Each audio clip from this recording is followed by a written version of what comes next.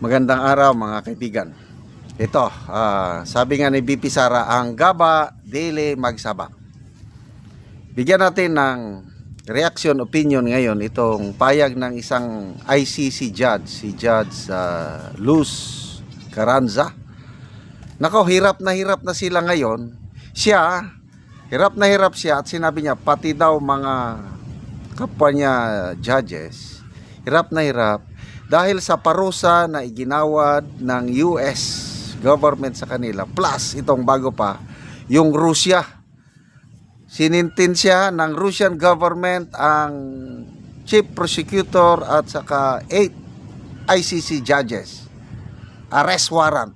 Nako, baka dukutin sila ng mga Russian operatives. Kung nasaan sila, dukutin, dalhin sa Russia at ikulong. Kasi mayroon ng meron ng arrest warrant yung mga judges na yan dahil sa ginawa nila kay President Putin. Nako, delikado sila.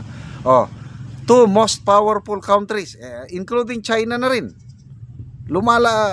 ayaw sa US, ayaw sa ICC, pinaparusahan.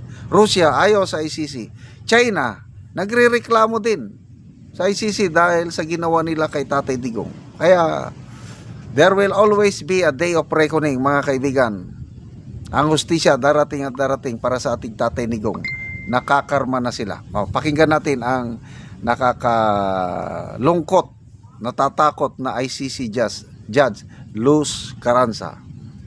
To block property and to ban immigration. And essentially, they are intended to block our accounts, bank accounts, not only in the United States, which for me is of no significance, but also in Europe. But the thing is that in Europe, the accounts we have are in European banks that normally should work independently from any policy from the United States.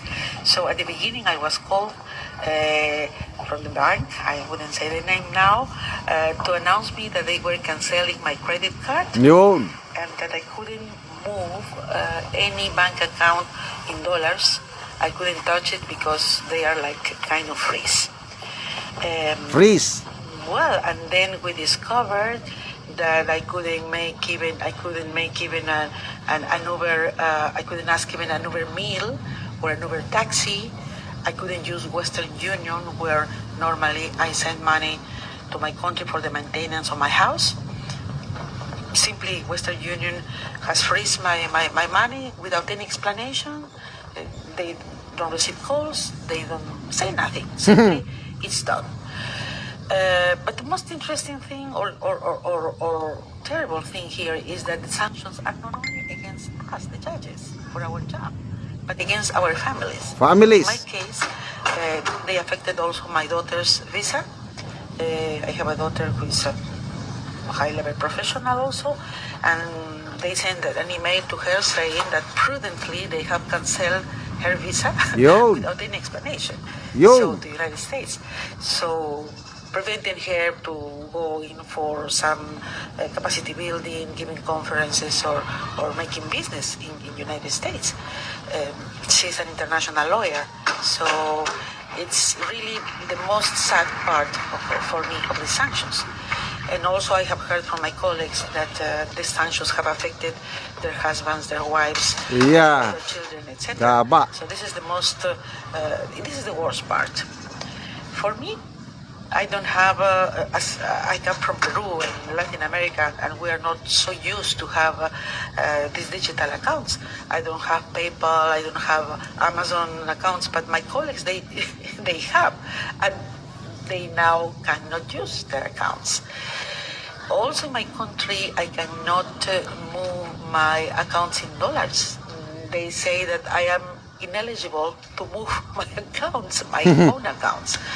So this is the way we cannot buy flight tickets, etc.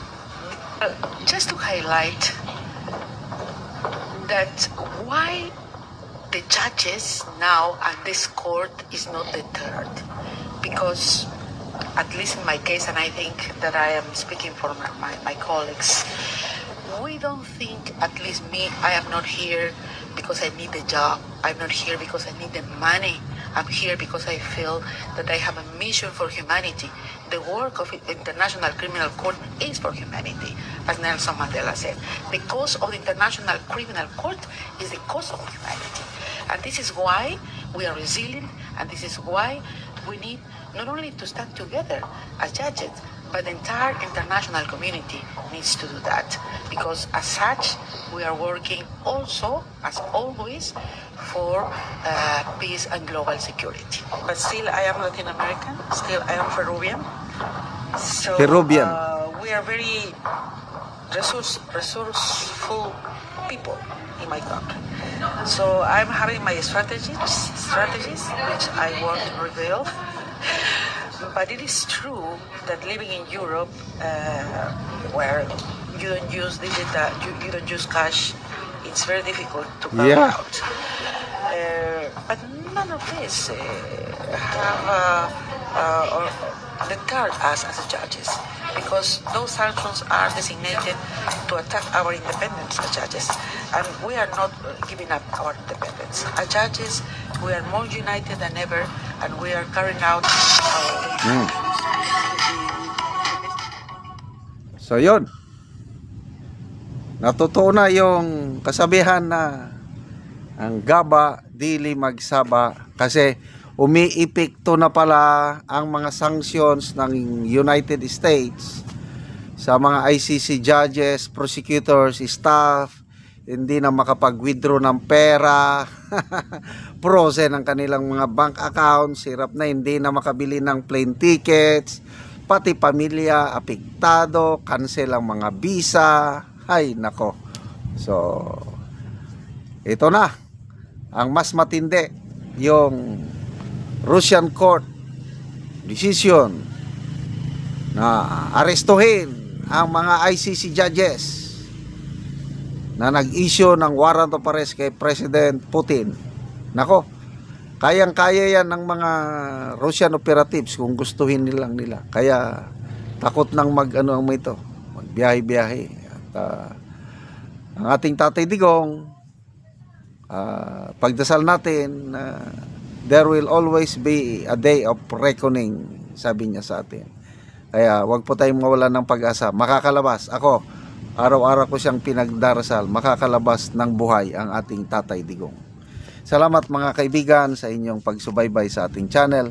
Nakakatulong kayo ng maigi sa tribong Talandig ng Bukidnon dahil namimigay tayo out of our sweldo, namimigay tayo ng libreng yero at pako para makapagpatayo sila ng mas maayos na tirahan. Panoorin nyo ang video na ito.